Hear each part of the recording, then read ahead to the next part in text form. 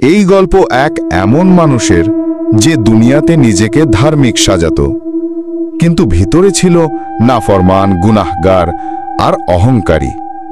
তার নাম ছিল মুন্সি কাদের।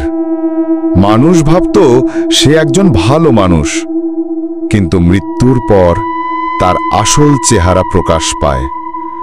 রাত গভীর হতেই কবরের মাটি দুলে ওঠে, চারদিকে কুয়াশা, বাতাস থমকে গেছে। আর তখন নামেন দুই ফেরেশতা, মুনকার ও নাকির। তারা জিজ্ঞেস করে, তোর রব কে?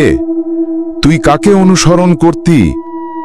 কিন্তু মুন্সি কাদেরের মুখ বন্ধ, সে কোনো উত্তর দিতে পারে না। তখন শুরু হয় আযাব।